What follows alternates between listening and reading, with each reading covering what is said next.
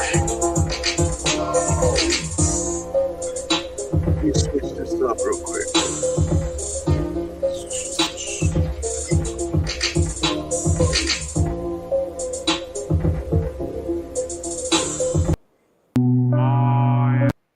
And I am the manager in CCU.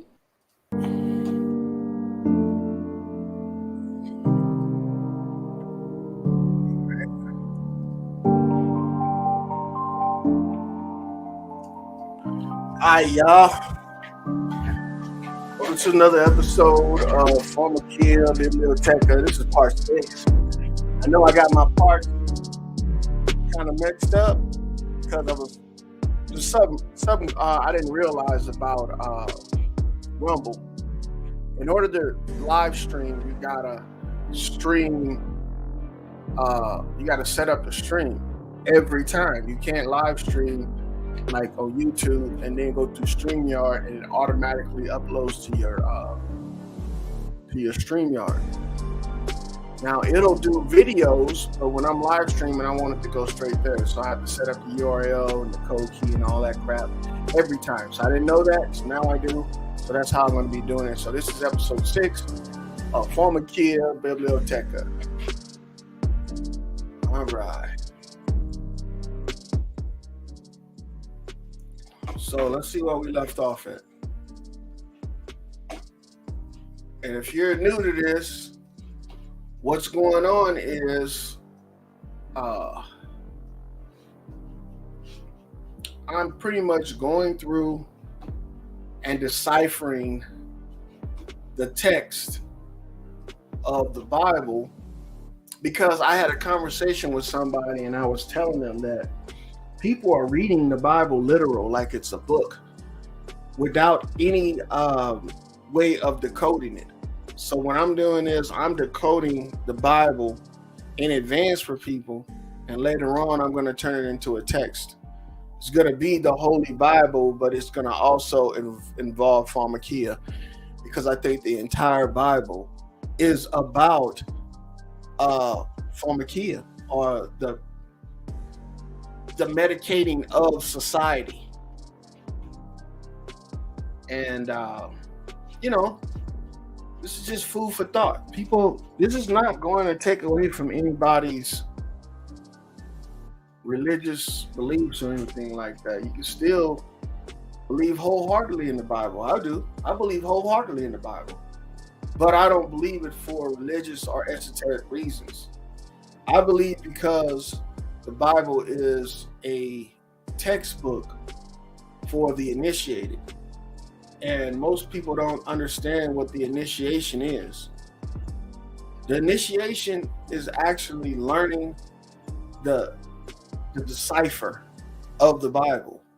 And most people don't have, if not, people that are going to church to learn the Bible don't have the decipher. Because if they had to decipher, it wouldn't be so many different interpretations of the Bible. The preachers know what it is, but they don't tell their congregations.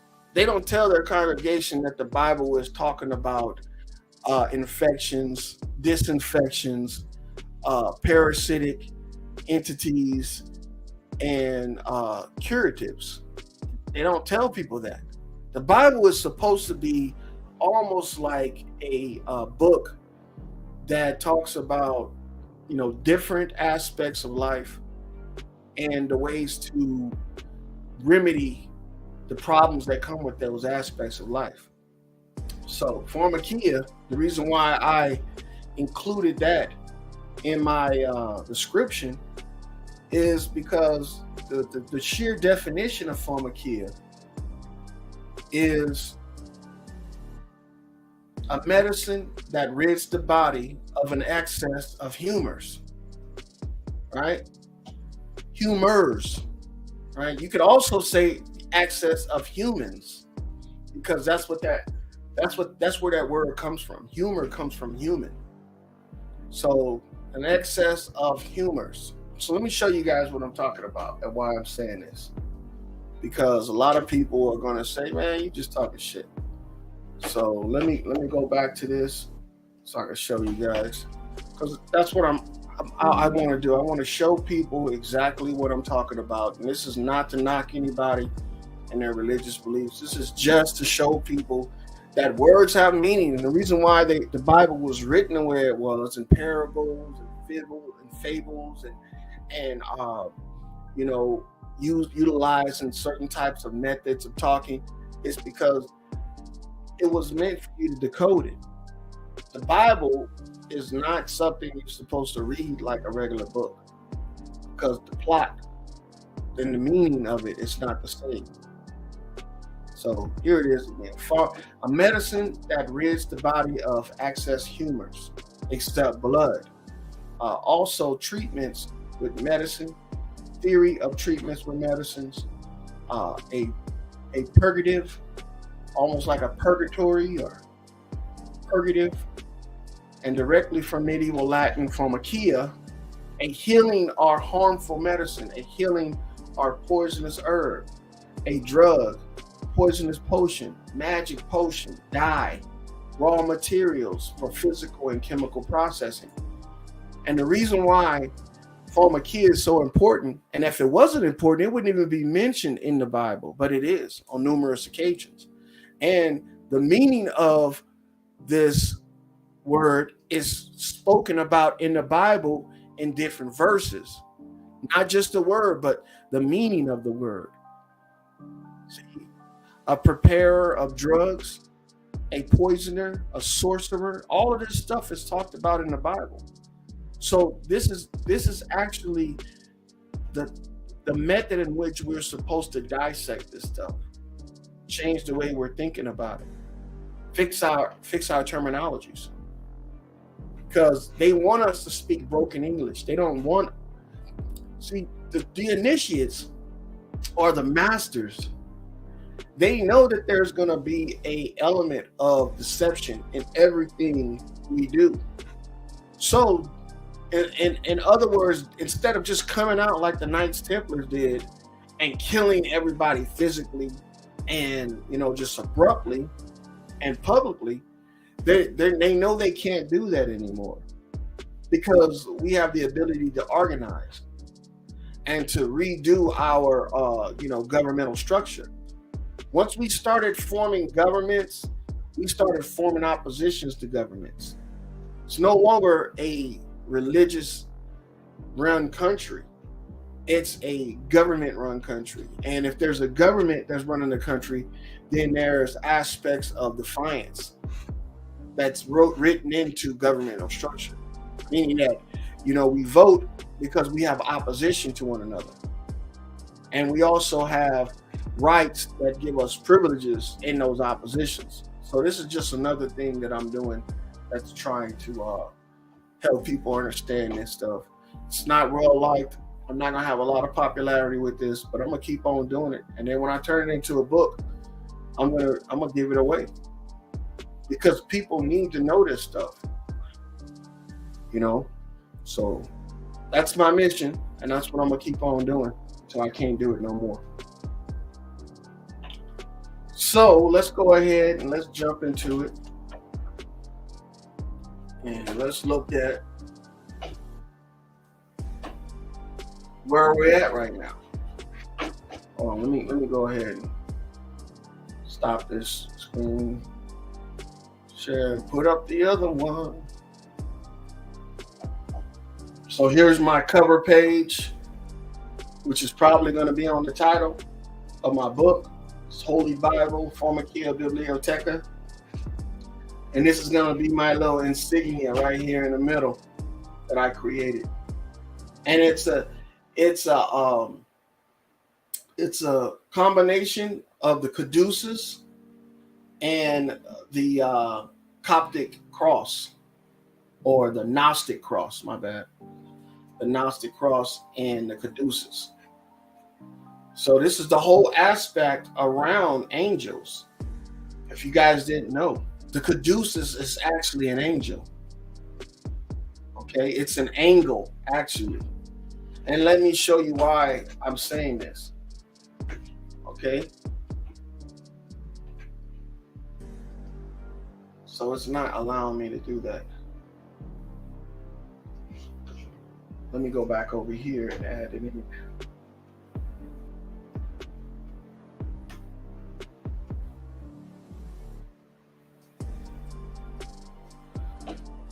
Okay, let me show you guys. Angel. Oh, let me switch the screen too as well.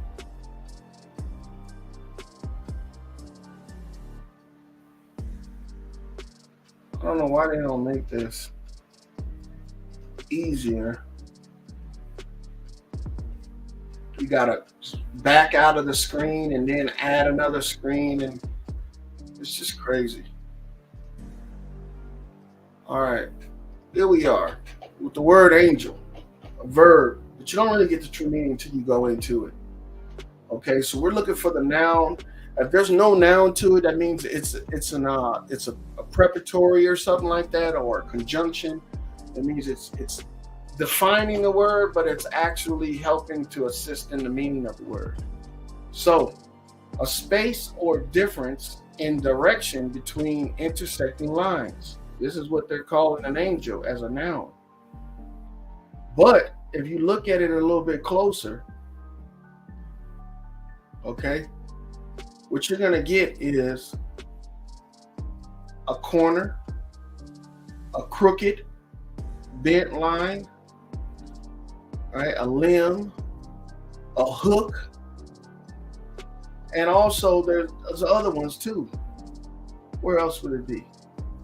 I think there's a meaning that says a prick or a staff. Shade, literally angels, literally people of angle. Narrow, water, coastal waters, move to an angle. Where is it at? Where is it at? To bend, space in between two different intersecting lines, an angle, a corner, 12th century. Corner, to bend, crook, to compress in a bend, fold, or strangle. All right. Loop, bent, a limb, an ankle, a hook.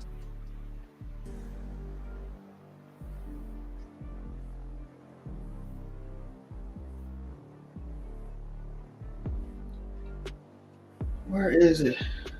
Hook-like shape, region in which is now Holstein, said to be so called for its hook-like shape.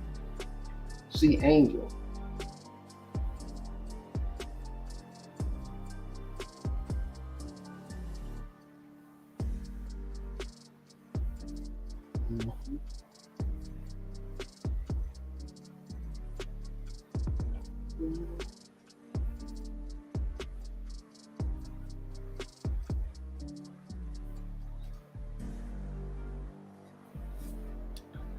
Where did I see that at?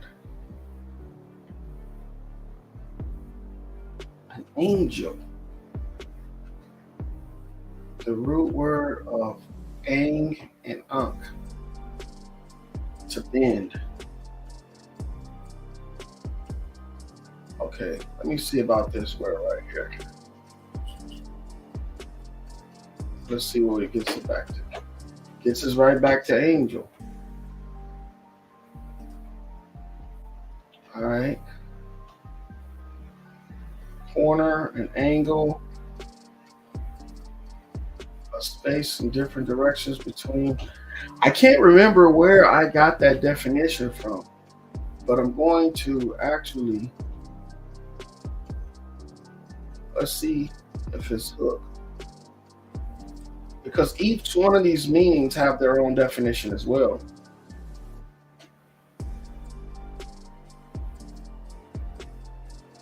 I think this is the one. Keg.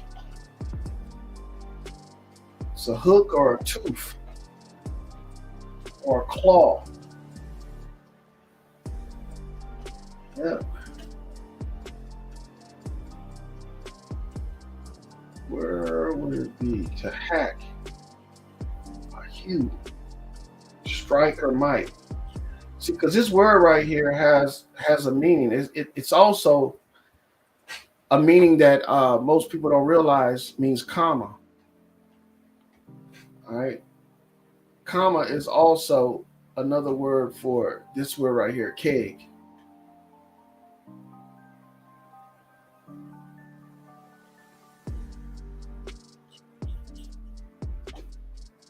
Let's look at it. Watch, comma, hatchet,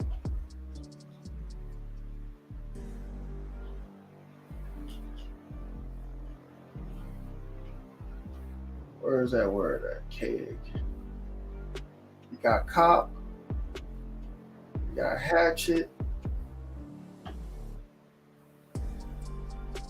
got axe.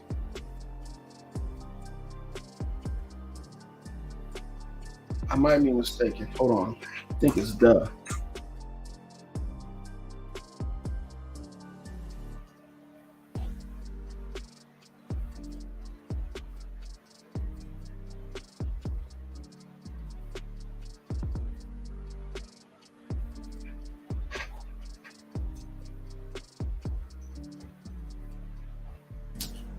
Oh, no, it's not. My bad.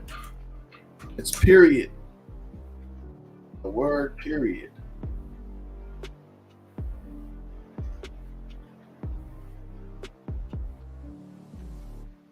Being of time, period, chief near against. Don't tell me I lost the meaning of this word. See, that's what I get for not actually writing this stuff down, thinking that it will stay on the internet.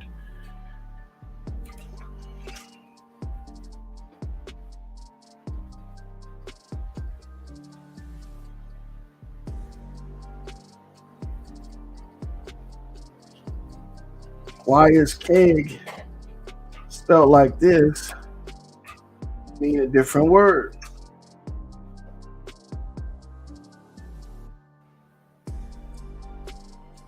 Angel, like a claw or a hook.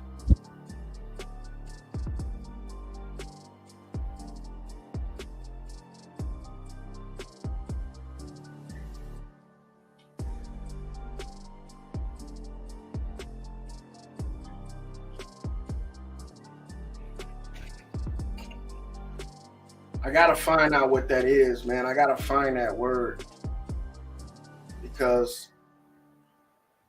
I think it means to smite.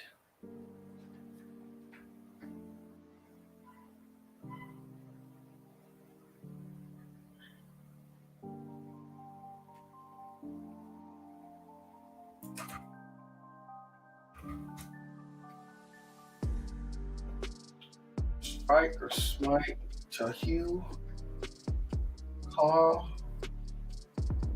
huggle, hagoba.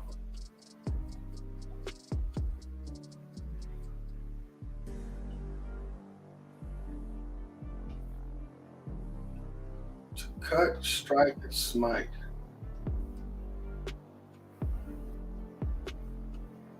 Hold on, let me look back at my I did write some of it down, but when it comes to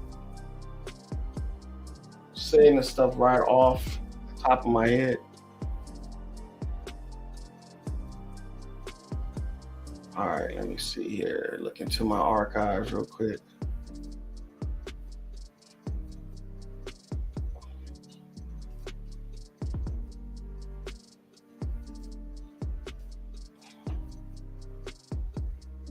Study much as an animal spoken about before remaining fit and suitable.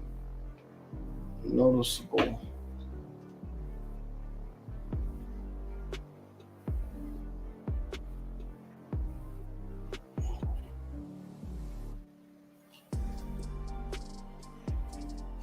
To strike and to strike and smite. So this word, hold on, this word angel,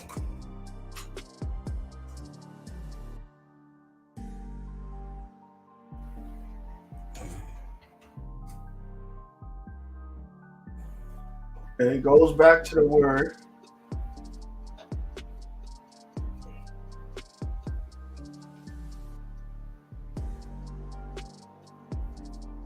where's that word keg come from?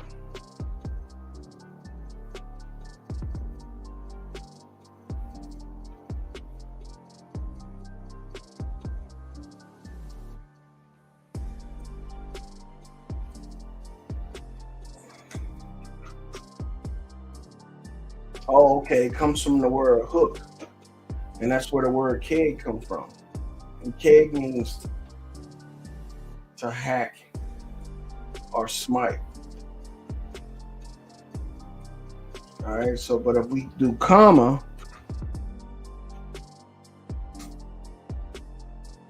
it also means to strike or smite, to beat, cop. Now I don't understand how they get these meanings.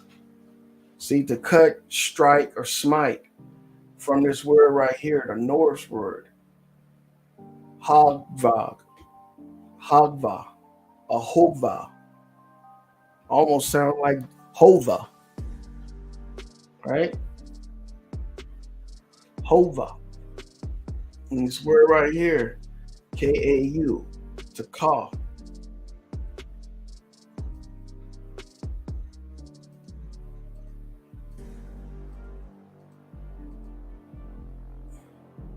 Keg, not period, but comma.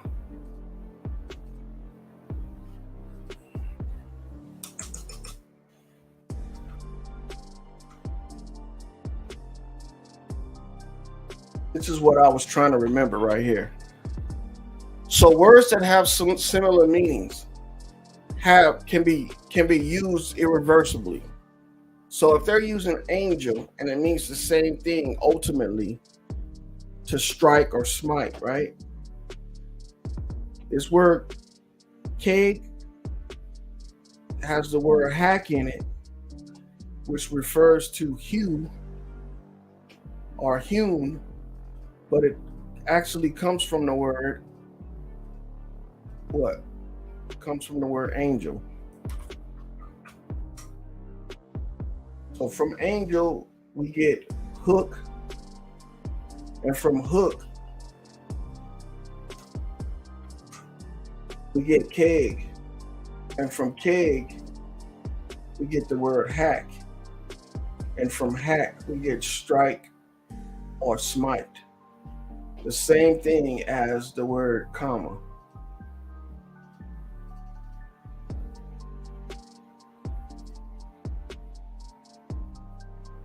All right, here's hack and smite. And let's look at the word comma.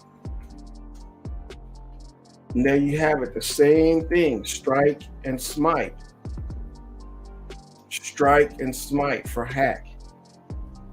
So this comma right here, it's the same thing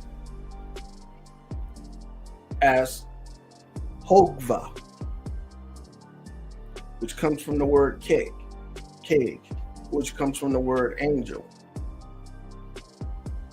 So this is why this stuff is so, crazy like. And when I put this shit up here, you guys didn't even see what I just now went through. My bad. Let me just show the entire screen next time. All right, so what I was saying is this word hack comes from the word angel. Okay?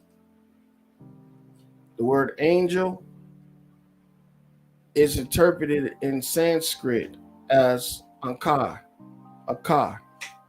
which means hook. Well, when you have a hook, you're actually the pi root of the word hook is keg. So when you find the word keg, the word hack in keg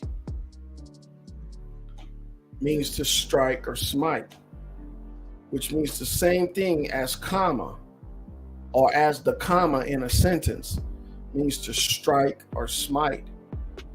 So when you see a comma next to angel, it's saying the same thing. Matter of fact, it's emphasizing more into the same thing. It's saying, like, if you didn't know angel meant to kill, then now you know, because it's followed up by a comma. So this is how the the trained are trained to, or how the initiated is trained to identify the meaning of the true meaning of the word. And the reason why they have such a what seems like evil interpretation of it is because they're not identifying what we are identifying. We are reading it word for word and trying to get a basic meaning of it, when they know the true meaning of it, because they have the decoder, which is etymology. And if you don't use etymology in the Bible, a lot of people, I would say all people ain't gonna read the Bible with etymology, unless you're going to seminary, unless you're going to learn how to be a preacher. You're not gonna read the Bible with an etymology dictionary, because you're just comfortable with reading it, in plain English.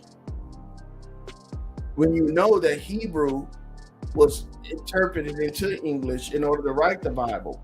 So the Hebrew language has multiple meanings. When they're reading the Torah, they have somebody there to translate the Torah for them. They don't just read it, because you can't get the true meaning. You got to know the context of whatever you're reading. And the only way to get that is to recognize what the sentence is saying and then compare the definition to the context of it, or to the meaning of the sentence. So if we're talking about creation, every word in that sentence is supposed to relate to creation, its definition. And that's what I've been doing with this, with my entire interpretation. And I'm just documenting it. That's what this entire thing is for. It's for documentation. It's not for to debunk anybody. It's just to document how the Bible was once interpreted, how it was once decoded, versus today. I hate to say it, but people are not scholars. They're not. Because if you're reading anything and you're not trying to find the underlying meaning of it, we've pretty much went from a reading society to a visual society. We get all our meanings from what we see on TV and what we hear on the news and everything. We don't get meaning from words no more. That's why the written language, like the newspaper, has pretty much become all but obsolete, because people are not going to try and figure out if there's an underlying meaning in a sentence. For instance, punctuation mark. If we read this sentence right here, short phrase or clause of a sentence or line of poetry, this right here, the average person will read that this is the definition for comma. But this definition, like short, has a different meaning. If we're talking about short, right, and then we're talking about phrase, and we don't know the context of the sentence is definition. So ultimately, this word will mean short. Just the basic form of it will mean short. Now, let's say if we were reading a story, for instance, let's go to, all right, King James Bible. Let's go to the King James Bible online, and we're not gonna go straight. We're not gonna look at a specific Bible. We're just looking at something, and I'm gonna show you guys what I'm talking about. This phrase right here, this sentence right here, in the beginning, God created the heavens and the earth. The context of this sentence is creation. That's the whole meaning of this sentence. and it's what God created. So it's creation. So any word that relates to creation in the definition, for instance, this word in.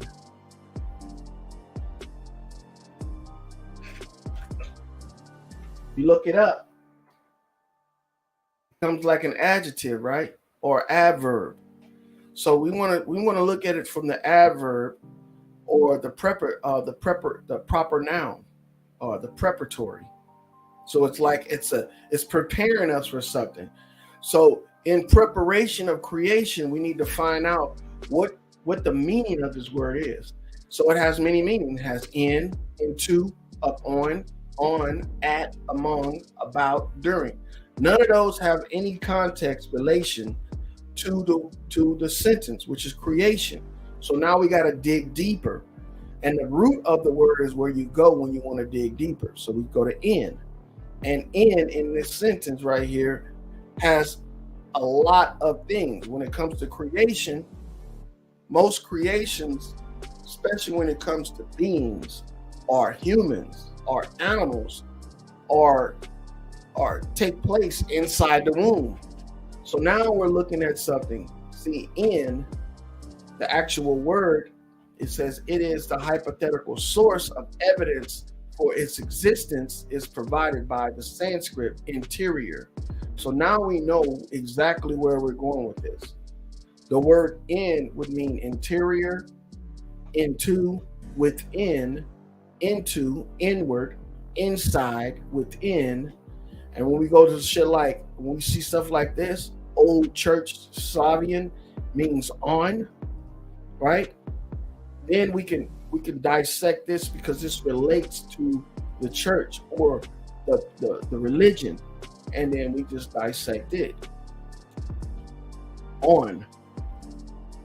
So the word is in a position above and in contact with, in such a position as to be supported by. So the word in refers to the word on, right? Because this is how you get context from the meaning of your words, by digging a little bit deeper. So on is the word we're referring to, which means in or into a position in contact with and supported by the top or upper part of something. Okay? So it's a preparatory, meaning it's just preparing us for something. So then if we go back, so preparatory, preparing us for the. Now, I know the word the, a lot of people don't mean anything, but in etymology, it means something more. The doesn't mean this or that, but its root comes from the word so, okay, in Old English. If we look into the word so, we'll find that the word so actually has meaning that's related to something. So could be from the word swa or sway, in this way, in such a manner, that also, to that extent, so as, consequently, therefore, and purely intensive, and Proto-Germanic sway, the source also of Old Saxon. Now the pi root right here, the pi reflective pronominal stem svo is so.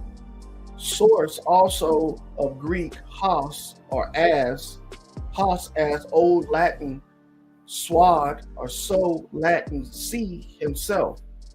Derivative of SWE, or it's just like saying sweet or sour, right? Pronoun in the third person reflections, see idiom. So from the speech peculiar to people or place, meaning phrase or expression peculiar to a language.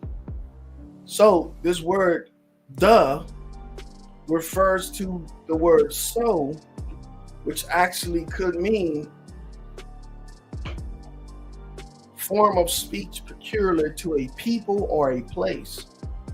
So when we're looking at this, it's a preparatory in. We're saying prepare the place, right? Or people.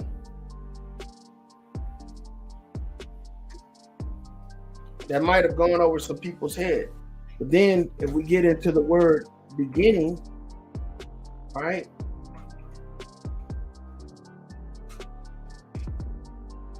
We'll find out what beginning comes from. Time when something begins. Initial stage is the first part. That's what they want us to think. This is the basic meaning of it. But the verbal noun from begin, it comes from the word begin. And if we look at a begin, it means to attempt, undertake. A rare word beside the more usual form. I don't even know how to say that word. Class 3 strong verb, past tense, right? But it's from the word be plus the word yena. But it refers back to this word. So it's asking us to go a little bit deeper into the word be. And be, to make, cause, seem, to provide with, at, on, to, for, about, around, on all sides, the unstressed form of by or by, see by, preparatory.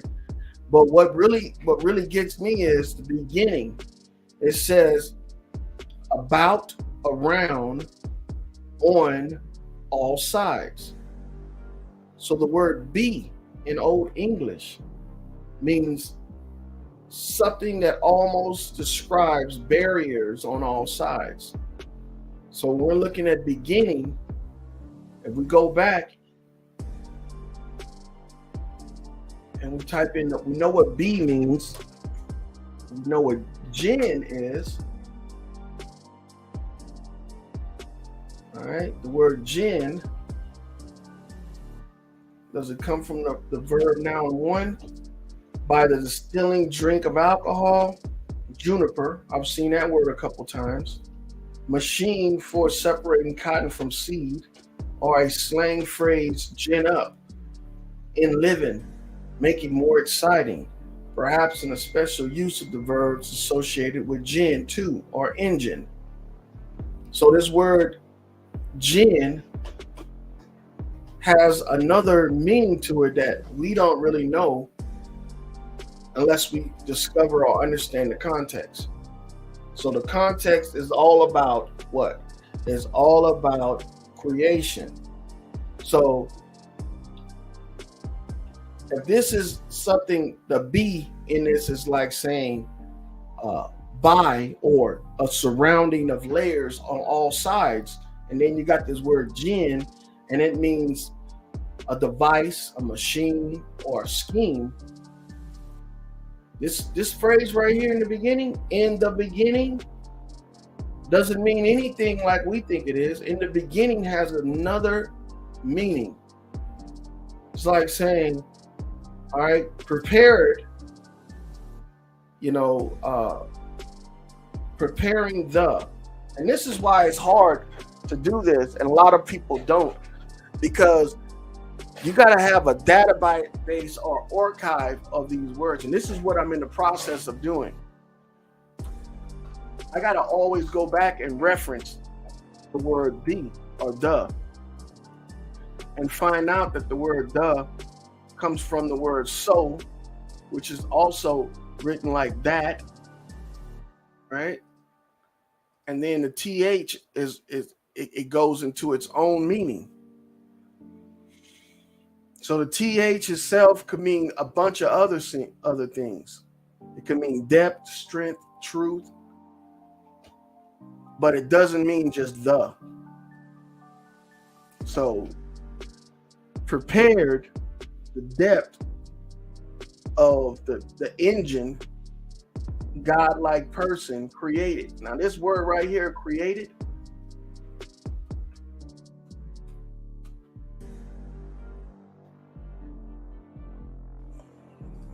they won't let us use the D at the end. Create The hell just happened? All right, create actually refers to a goddess. This word right here related to series are the Circes, arise, be born, increase, grow. Comes the pi root of grow. But to bring into being is not the actual meaning. If we look at the actual meaning, it could relate to this goddess series, right? Or this God series that's rooted to this word cur. And cur has a bunch of other meanings to it. Now, we're talking about creation and they're talking about a device, especially like an engine. We're going to see heat and fire. So cray could mean a coal, glowing coal, a charcoal, a burn, to heat, a oven, a fireplace. Could mean a bunch of things. So this creation, you can get all types of interpretation from this word created. And then the heavens and the earth. So if they created a boundary, if God created a boundary and it was cooked, right? Because this word does back again. And we know that word "the" has an alternative meaning, right? That alternative meaning could be depth or strength or truth, right? So it could be either one. But this word heaven means expanse, boundary. Let me show you what I'm talking about. Heaven. Keep on, you'll see firmament, right? That's what they want us to think about. You'll see sky, right? But what is this down here? Perhaps it means literally a covering. From the pi root chem, to cover, which also has been proposed as a source of chemists, a shirt, undershirt. Is that how you're supposed to say it? Chemist? Oh, shimmies. This is like a shirt or a covering. But check it out. It has firmament in here. So we know this is biblical. This is a word that's used in the biblical process. So let's look at what we get from firmament. This is why I'm saying this. Heaven is speaking of something that's talking about an enclosure, not actually, the sky. So we got the firmament, literally a support, a strengthening, a strong, steadfast, enduring, right? To hold firmly, support. But if you look down here at the second one, because most people will stop at the initial definition, used in late Latin in the Vulgate to translate Greek stereoma, firm or solid structure, which translate Hebrew rakia, a word used of both the vault of the sky and the floor of the earth in the Old Testament, probably literally expanse. Now, if we go into expanse, you're going to find that expanse means fathom, right? Here's expanse. 1660 is spread out, unfold, expand for X, out, XEX, and pandur, to spread out or stretch. But this word right here, right? Pete or PT. This is a root word of expanse. If we keep on reading, we'll find out that in Old English, fathom, embrace, bosom, or fathom. Old Saxon, fathomos, the outstretched arms. Now, why would this word right here, fathom, need its own word in Old Saxon? Fathomos. And it looks like most of these words are saying the same thing. So let's look up the word fathom and see what it says.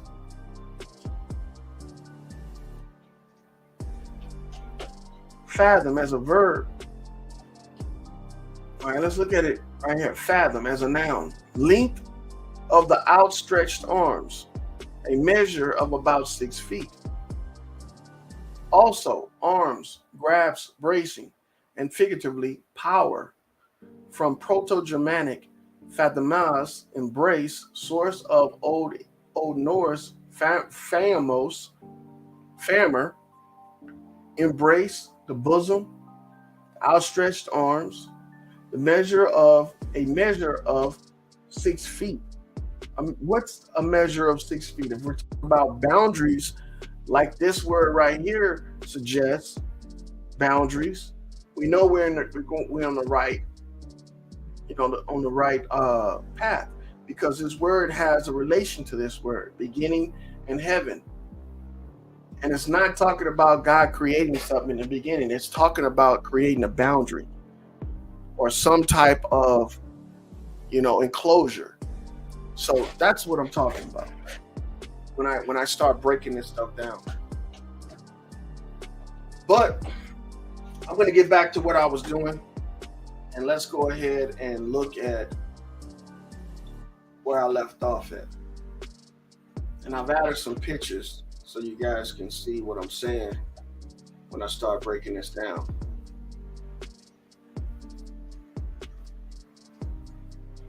All right, so this is where I left off at. Let the waters teem with living creatures. Now I've taken the liberty of going ahead and decoding this sentence right here, because it doesn't start at let. It actually starts at quotations. Quotations means who, and let means neglect, so old. So who neglect, so old, of such an age, was animated, and this is water. Animated means water, referring to water as a living force, brood of young animals. And brood of young animals, this is right here. A brood is with living. See, a brood of young animals against to supply oneself with food. And this is supposed to be like the end of it, which is a living creature, the goddess of agriculture, to beat, strike, and smite. And that's the comma. You see what I'm saying?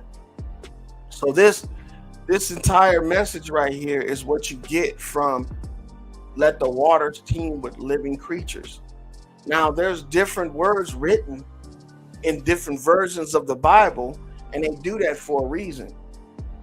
They do it to confuse the masses, because some people feel comfortable reading different denominations of the Bible so they can achieve a certain level of enlightenment. But there's only one that you should be reading, and that's the one that we established our connection to the Torah with, and that was the King James Bible. When they started introducing all of these other Bibles into the religious system, what they did was they confused people even more, because most people, when you start talking about the Bible, will ask you which version you're talking about. Which version are you talking about? And that's to further discredit your information, because if you decipher it in one book, it'll be hard to decipher it in other ones. But let me show you guys what I'm talking about. See, the King James version that we were using earlier, that book right there, right, has the same meaning in most books, most Bibles. So you have, let's see, you got the King James, you got the Bible book summary, you got the Bible book outline. So you got my bad, I was reading the wrong part. You have the New International Version, you have the New Living Translation, the English Standard Version, the Bearing Study Bible, King James Bible, the New King James Bible. So what I want to see is that does a New International Version have the same words as the King James Version? And the answer is what? Yes, it does. Has the same thing. I'm gonna scroll through and show you. See how this is the New International Version. In the beginning, God created the heavens and the earth. Here's the King James Version. In the beginning, God created the heaven and the earth. Same thing. Maybe a little tweak on the words by adding an S at the end of heavens, but still, I'm trying to get to a part where I can show you the difference in the words that they're using, but the words have the same correlation. You just got to know the context of the word when you're dissecting it or when you're decoding it. King James Version says, "And the earth was without form and void, and darkness was up on the face of the deep." The New International Version says, "And God said," well, hold on. "Now the earth was formless and empty, and the earth was without form and void, and darkness was upon the face of the deep." Now the earth was formless and empty. Darkness was over the face, over the surface of the deep. You see how they're saying it with different words? But these words that they're using, for instance, like form and formless, okay, is giving you a description for you to just decipher it or decode it. It just says without form. This is saying formless, which just means the same thing, and empty, and this is void. Well, when you look these words up, let's look up empty. Okay, there's empty, and let's look up the word void.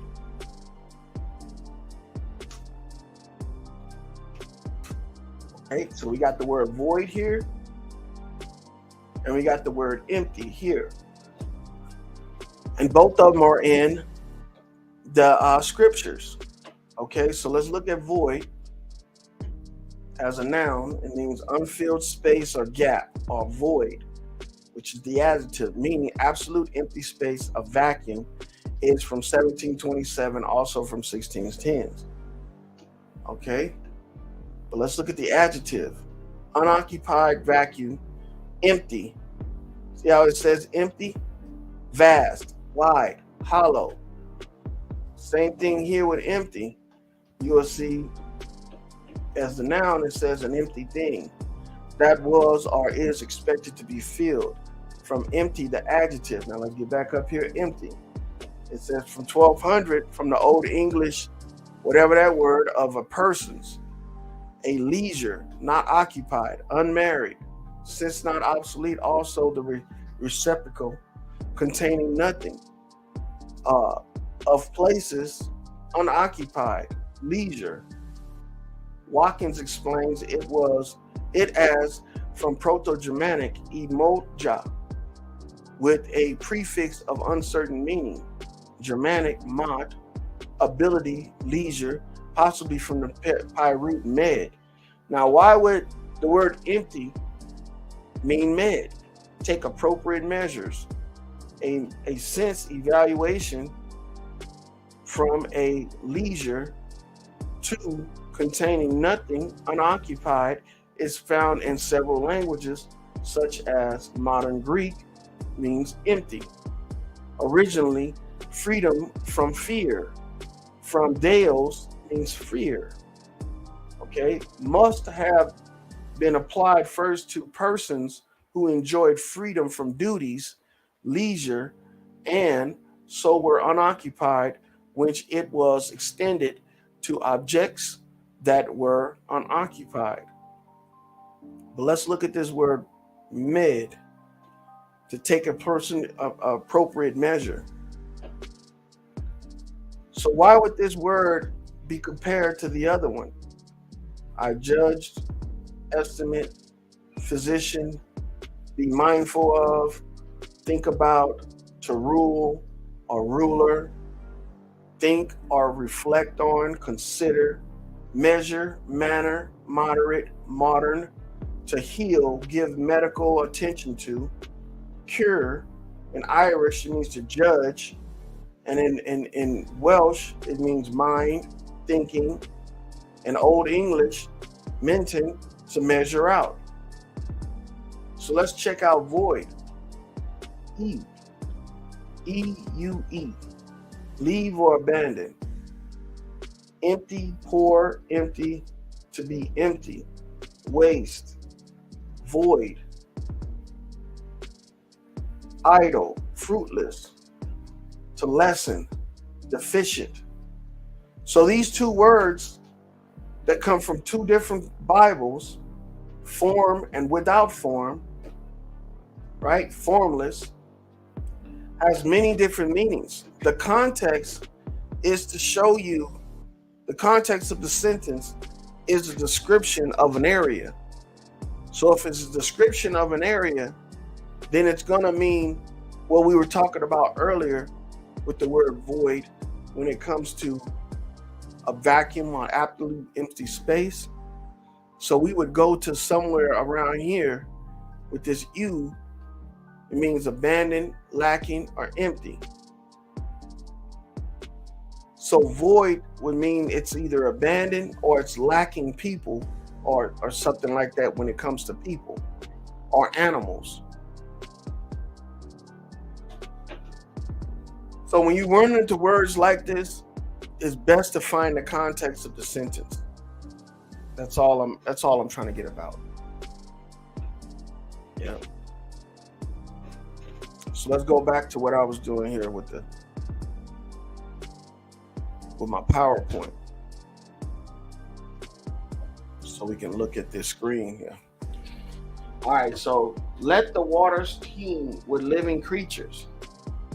Translation, who neglects so old, of such an age, was animate, referring to water as a living force, brood of young animals, against to supply oneself with food, the goddess of agriculture, to beat, strike, and smite.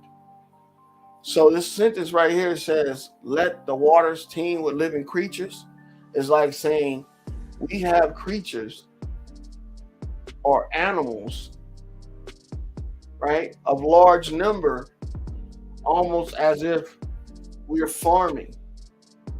That's what this sentence right here means. I know that doesn't mean too much, but it's a form of decoding that we need to apply to the entire Bible.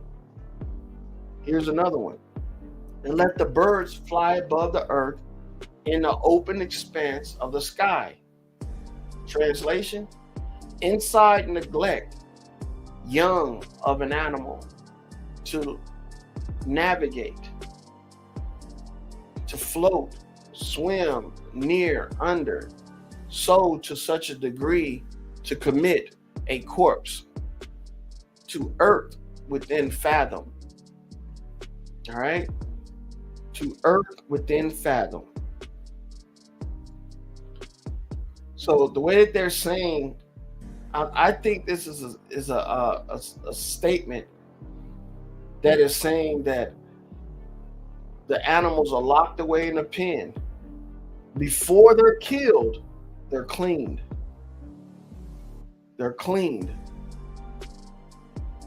And then they're slaughtered. Is that too hard to imagine? Nope, that's not too hard to imagine. That's why I say this book is a good, it's a remedy to a lot of living life lessons.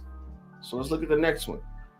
So God created the great sea, creatures, and every living thing that moves. Translation, he invoked a boy/girl, marking the accomplishment of the notion of the base. Many various things has generally been doubted.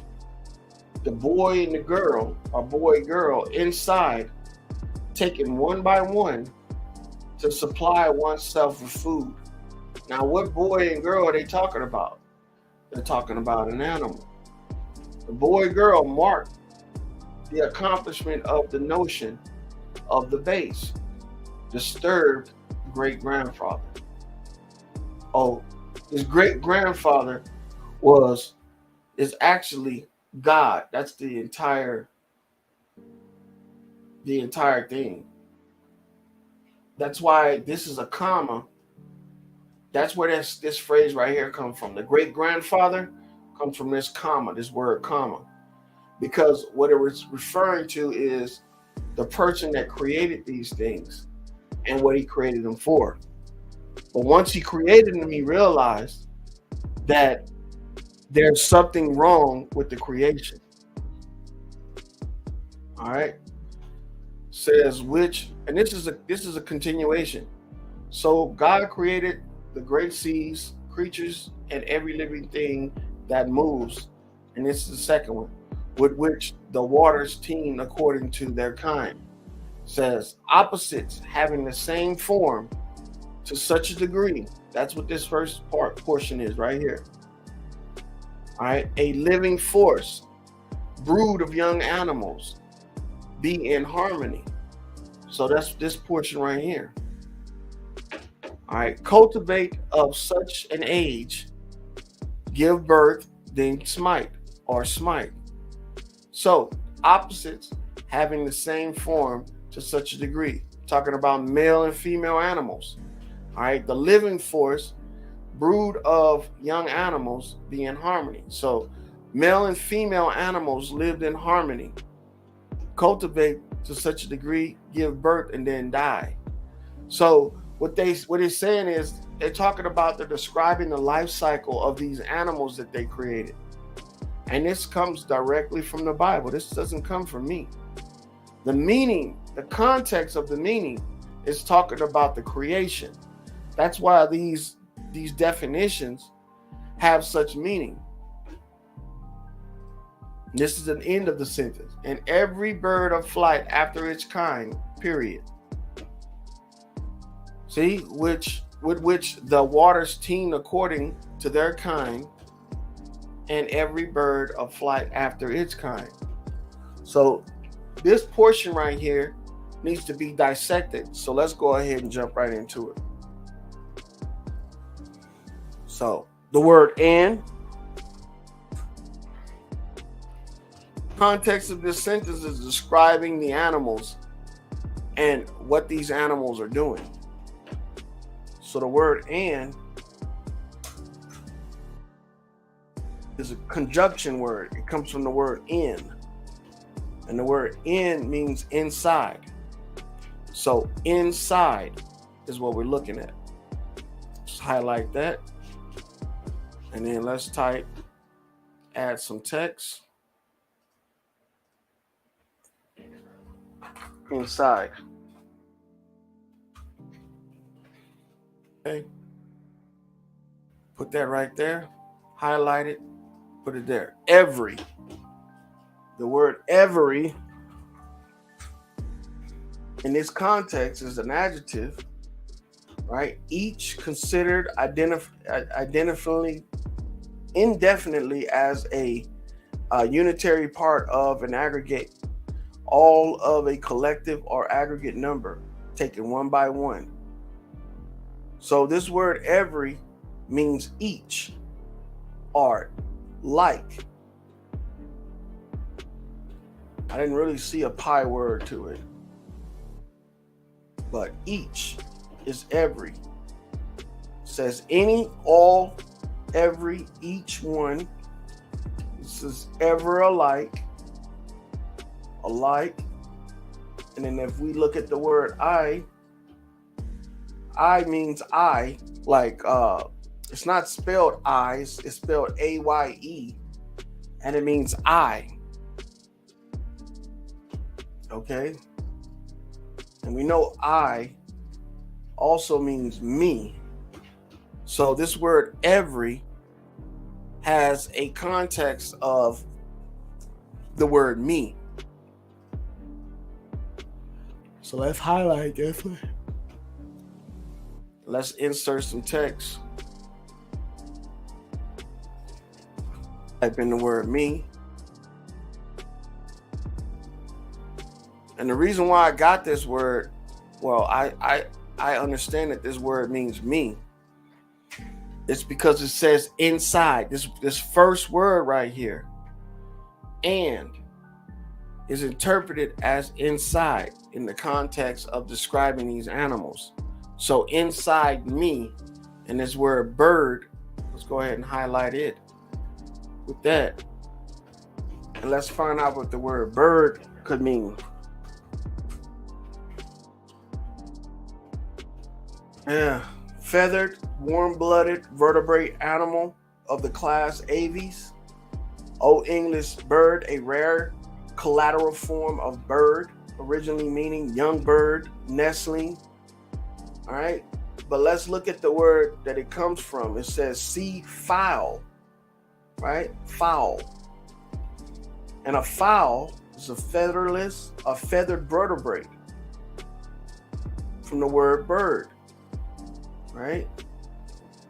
The pi root of it is ploop. So we need to go back to the word bird because there's an additional meaning in bird that we need to know. Up to 14th century, it still often was used in a specific sense, the young of a bird, fledgling, nestling, a chick, and of the young of an animal, bees, fish, snakes, and human children. So what you're saying is this word bird could mean a human child or a young animal, young of an animal. And we're talking about a description of animal. We're not talking about an actual bird. So this is actually the young of an animal would be the contextual word for bird in this instance.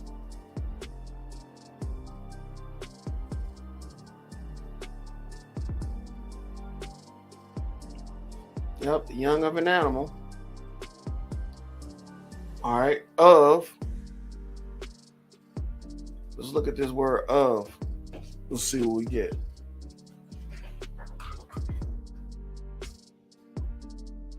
Of is a preparatory, and it goes into the word, its root word is apo, A-P-O, but an asterisk and a dash at the end, means off and away. Okay, if you read on, it says away from, or after, in descent from, or away from. Okay, so this word of means away from.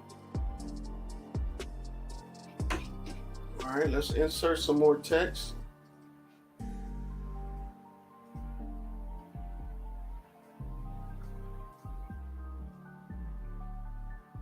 Yep. Away from. Highlight it. All right, flight. This word flight right here. And this is how I do all my all the ways that I decipher words.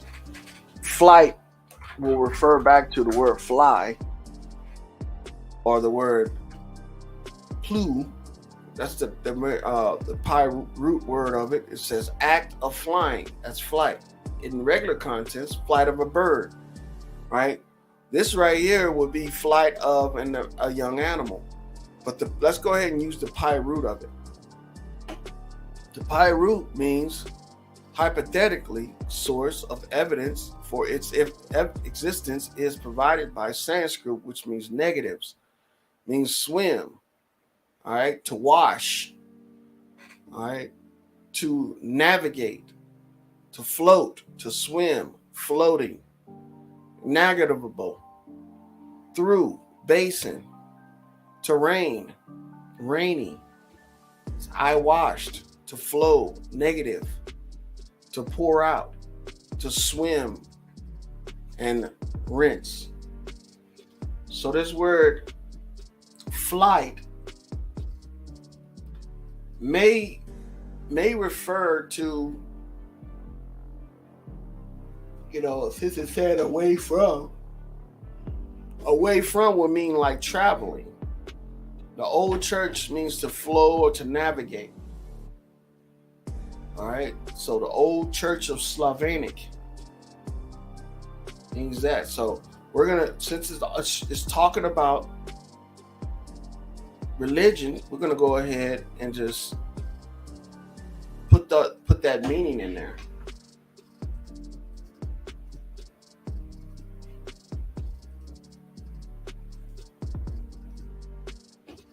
To flow.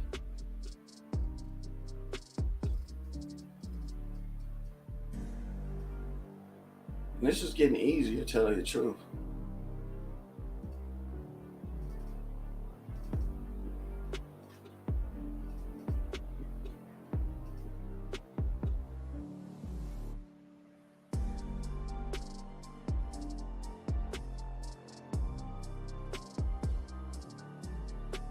All right.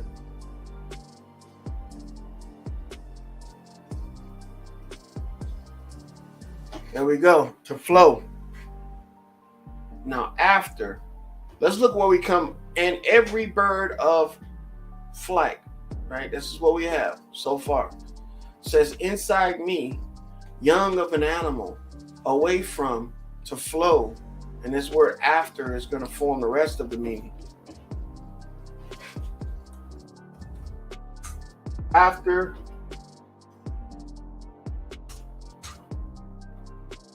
is an adverb and a preparatory, excuse me. And after says to see off, right? To see off is an as an emphatic form of Old English to see of. Employee in the adverbial use of that word. The prepositional meaning, all away from. So this word right here, after, means away from as well. So this word of means away from as well. So I think this means inside me, young of an animal, to flow away from. That's why they put that in there. They put it in multiple words right around this word flight. This word means away from, and of means away from. After means away from, and of means away from. So this word actually goes into in front of this. Should say, in every bird flight of after its kind, right? Which actually means to flow or to navigate. All right, young of an animal to navigate. Okay, after or away, to navigate away from. And then this word it's just the same word. Let me go ahead and fix that. All right, it's.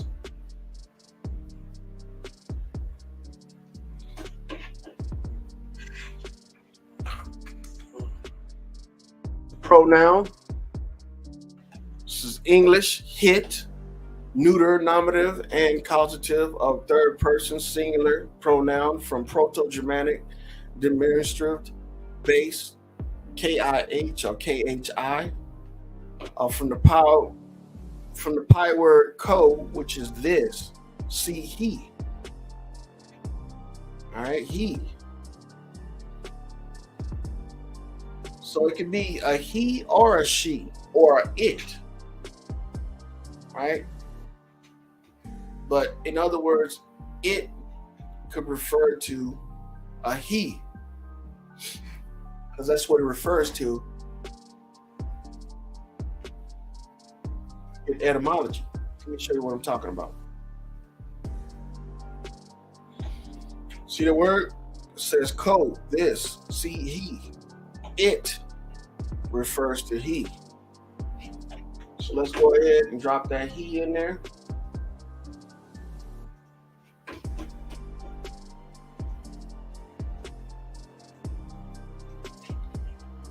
See the root word ko?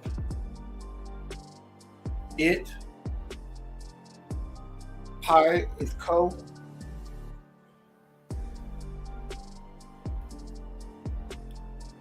shit. What's going on? The hell just happened? Sorry about that, guys. Just dropped off the map right there. All right, he with the word co.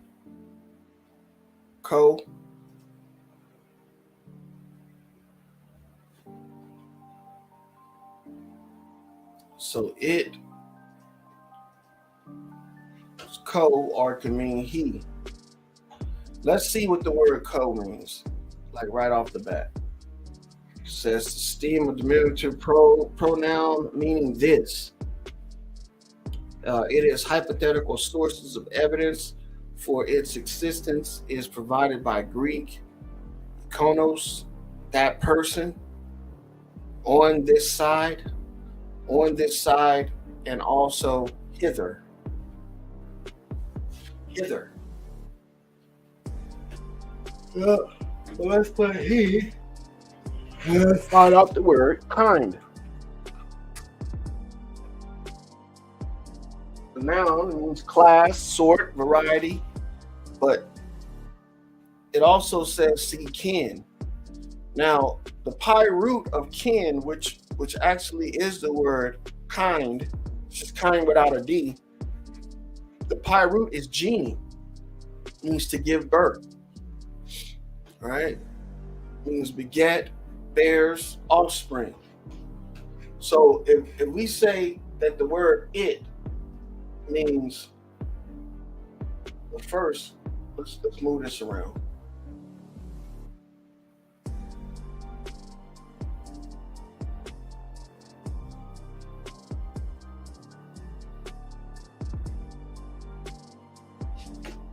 All right, let's go back to it, which means he or she, could be either one, it doesn't matter.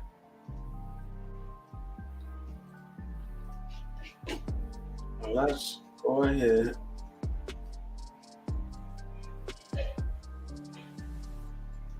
There you go.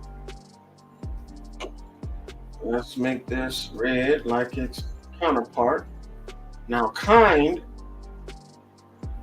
is going to be a little bit something else. Okay. Now let's look at kind.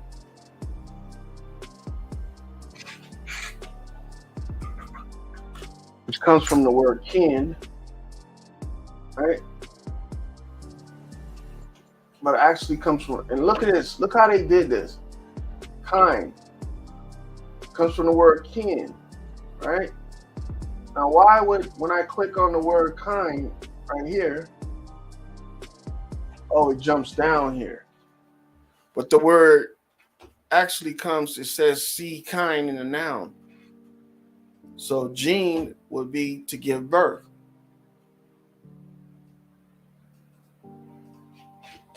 There we have it.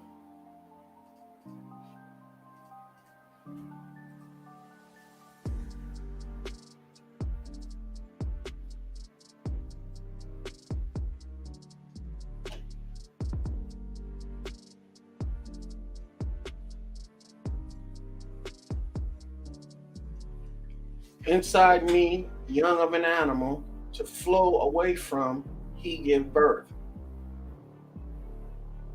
Or he and she give birth. And every bird of flight after its kind. That's what that sentence means.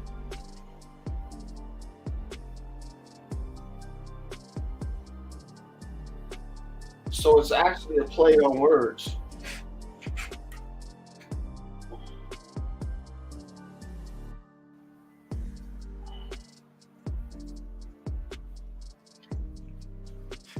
So if we go back into this meaning right here, up at the top it says, with which the waters teemed according to their kinds, opposites having the same form to such a degree, a living force, brood of young animals, be in harmony. Cultivate of such an age, give birth, then smite. Inside me, young of an animal, to flow away from, he and she gives birth. Now check it out. This animal that they're describing is called the earth. I broke it down earlier in a scripture, or in a verse, which is at the beginning right here. Let me show you what I'm talking about.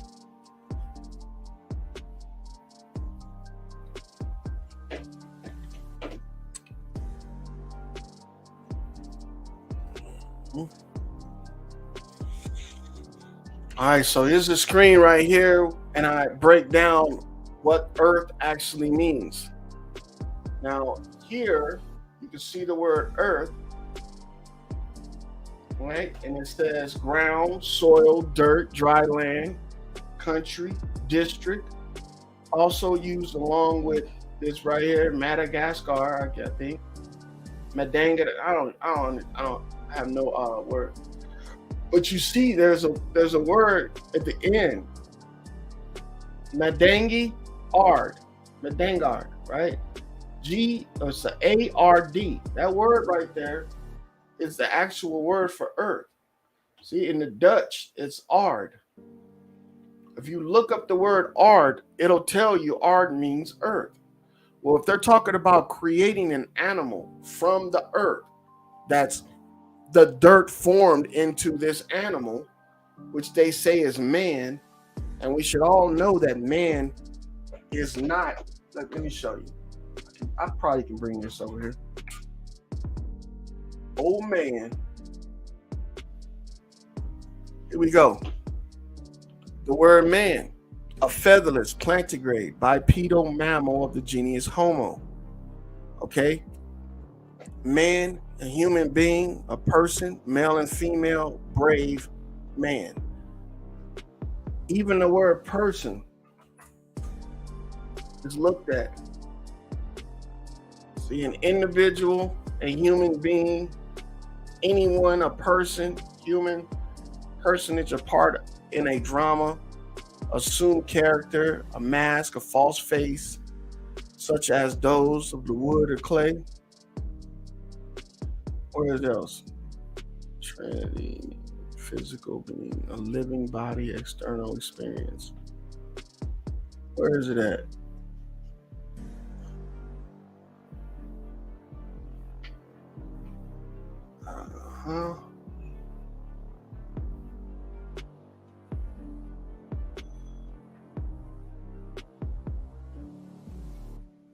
It even tells you man or a person is something that's created. That's what I was trying to get out of that. All right. A person is something that's created, and a man is an animal. Okay. So when we're looking at this word earth, and it comes from the word ard. Well, let me show you the word ard. Back here again. A-R-D-E means earth. There you have it, earth. You type it in. That's this word right here, ard. Means earth. And from the ard, you would get this right here, earth. See, Proto-Indo-European root meaning earth or ground. Its forms all are part of aardvark, aardwolf, earth, earthen, and earthy. So ground, soil, dirt, dry land means ard or erd. Same thing here, ard.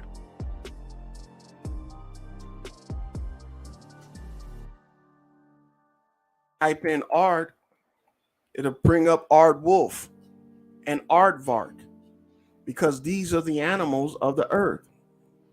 An aardwolf is a earth wolf. An aardvark is an earth pig. So they created these animals. And these animals were created for our pleasure and our food. Guess which one is what we call a man's best friend? The aardwolf is man's best friend. It's a ground wolf, which is basically a rodent. And these are all the dogs that you have that people have as pets. Now, an aardvark, which is an earth pig, is another animal that we use as a pet and as food. So, you know what makes these animals so, how can I say it, so important? Because these animals are mixed with humans, are mixed with man. And man was created himself as a federalist bipedal plantigrade of the genus Homo. So men, and I said this once before, our sperm, man's sperm, the male sperm can impregnate all animals, all female animals on the earth. And they do that through artificial insemination. Sometimes they do it, in a perverted way as well. But the most successful way is through artificial insemination. Now, the same thing can occur with the female, but the only thing with a human female is the gestation period. Different animals have time frames that regulate how or what they can have as a child. It takes 9 months for a human child to be born. For a dog, it takes 5 weeks. So a woman couldn't have a human dog hybrid from her womb, because when the woman gets ready to have the baby, the dog has overgrown its gestation period. If it takes 5 weeks, the woman will not have the human dog hybrid in 5 weeks. Her body won't let her. Her body will only gestate that 9-month cycle. So she would have to hold that human dog hybrid in her womb for 9 months, which is a whole 8 months longer than what she would need to, what that dog would have to hold in her womb. So this is why it's hard for these animals to come to fruition. But they figured out how to do this stuff. They figured out how to grow a hybrid or a homunculus or a chimera in an artificial womb. And I know you guys have seen this already, because the artificial womb should not be anything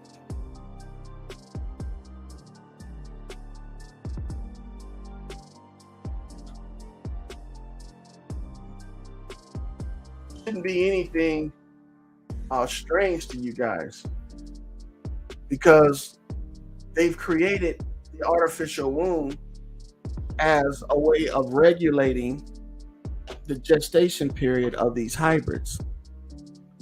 And this has been around for ages. They do it with animals today. Let me see if there's video of it. Yeah, there's videos of this stuff, of them with live animals.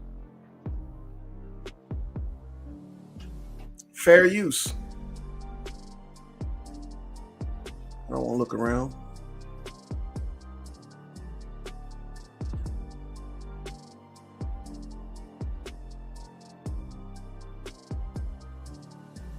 Now, why would a baby be premature? Because this is how they're able to introduce these hybrid children into the gestation period of a human woman. A premature baby is, in this day and age, is something that's not rare. But back in the day, being a premature baby was rare. And I'm not talking about in the 1920s or 30s. I'm talking about when we didn't have hospitals where a woman would have a baby with a midwife or a doula, or within a doula. and the baby would come out premature, it's because the gestation period was cut short due to the fact that the baby wasn't fully human. And they figured out ways to get around this. And that's one of the ways was with an artificial womb. They've done this with lambs. They've done this with babies. See, the world's first artificial womb for humans. You think this is new? This is not new. This is actually really old. This is old. It's not even technology. It's just old knowledge. Because they've been able to mimic the embryonic fluid. And they usually get the embryonic fluid from a woman's body, and the woman will create this based on the gestation period of the child. So when a woman starts to show, that means that her embryo has began the gestation period. If her embryo doesn't start the gestation period, she won't start to create embryonic fluid, because the fluid has to be there initially before the child starts to gestate, starts to grow. Now, the reason why this is so important is because that fluid is what the child will consume during the duration of the gestation period. That's the food the child eats, not from the umbilical cord. The child absorbs this through the skin and also through the mouth and the nose. This fluid is a nutrient-rich fluid that the woman's body creates in order to incubate and also protect the baby from trauma during the gestation period. So when a woman's water is breaking, that's the excess embryonic fluid, or i.e. excess food of the baby that's being lost when the baby is ready to be conceived or born. So, because conception starts, during intercourse. Conception doesn't start when the baby is brought from the woman's womb into the world.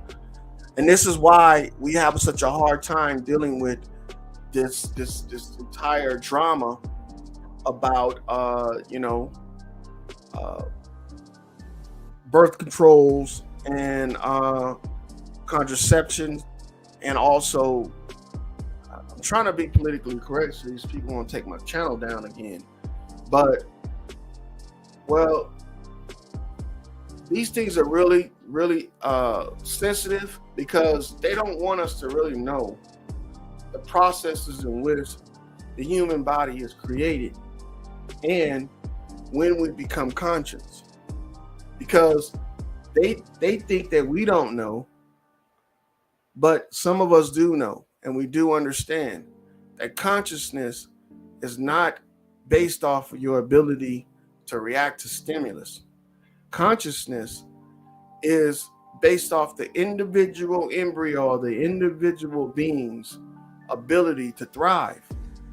So when the gestation period starts and the woman begins to make embryonic fluid, that would indicate that there's consciousness, meaning that the attachment of the embryo on the uterus wall is starting to grow. That's consciousness, the ability to thrive. So these things don't happen inside of the womb just by happenstance. The embryo has to have some ability to attach itself. So if that's not consciousness, I don't know what is, because in order to know where you're supposed to be and what to cling on to in order to continue your growth process is a conscious thing. It's not something that's done randomly. Yeah, so if the womb is not up to standard for the embryo to grow, the embryo will not attach to the uterus wall. And it's because the uterus isn't capable of sustaining life. So when the embryo refuses to attach, what does that mean? It means that it's not doing it on accident. It means it's doing it purposely. If it refuses to attach to the uterus, which means that it recognizes that there's a defect or a dysfunction, it doesn't continue its life cycle. But if the uterus is functioning properly and the embryo attaches to it, that means that it recognizes that it has a viable place where it can grow and thrive. So that's consciousness. Because you got to know what's good and what's bad. And that's what these things are doing. They're recognizing it.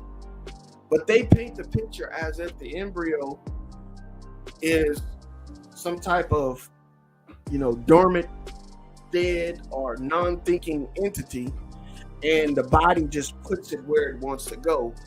And if the body says it's good to go, the body will cause it to attach. That's not how it works. It works just like a parasite and a host. The parasite will attach to the host if the host is a viable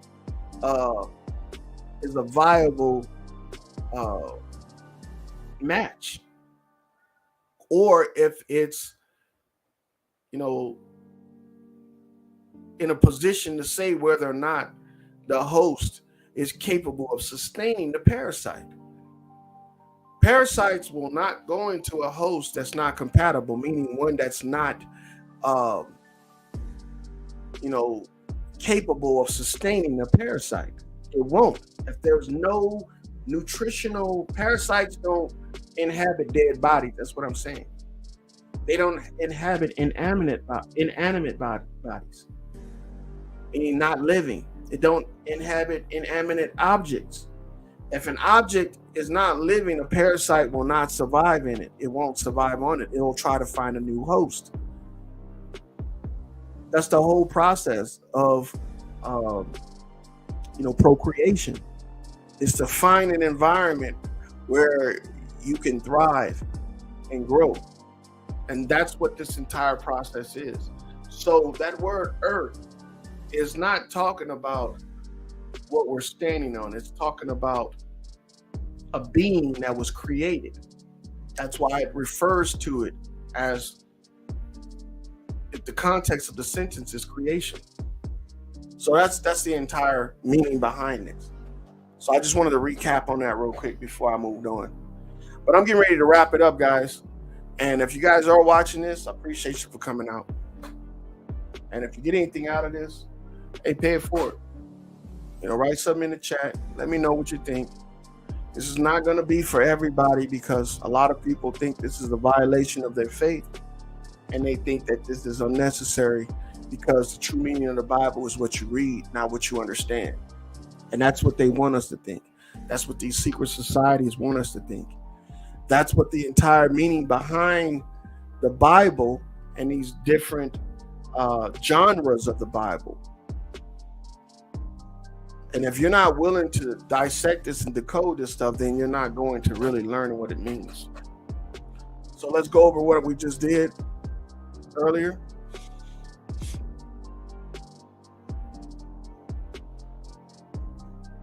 All right, this is where we're at right here. It was just a continuation of this verse right here, talking about the enclosure, the animals, and how they live in harmony, and how we look at them, how we cultivate them. We cultivate of such an age, up to a certain age, to where they give birth, and then we smite them, we kill them. That's what these animals are for. These animals are for our pleasure. And there's two versions of them. There's the aardvark, which is the earth pig, and the aardwolf. And these animals play a big part in our society.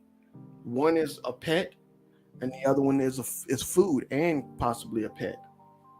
And these are creations. So until next time, I'll go over some more of this stuff. Do your due diligence. Learn your Bible the way it's supposed to be learned, because it's not a spiritual book. It's actually a textbook of learning for life experiences. And it can be a spiritual book, because once you learn how to decode it, you can actually grow spiritually because these entities, some entities that we have in us are parasitic, and they're calling them demons. So once you learn this, you'll grow spiritually because you'll learn how to deal with them. You'll learn how to live harmoniously with them. And the only way to live harmoniously with a parasitic entity is to live separate of them. Live and let live, right? That's what they say.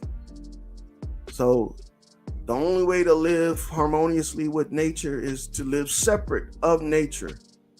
We're not supposed to live with animals. You know, living out in the woods, we form structures to separate us from the environment.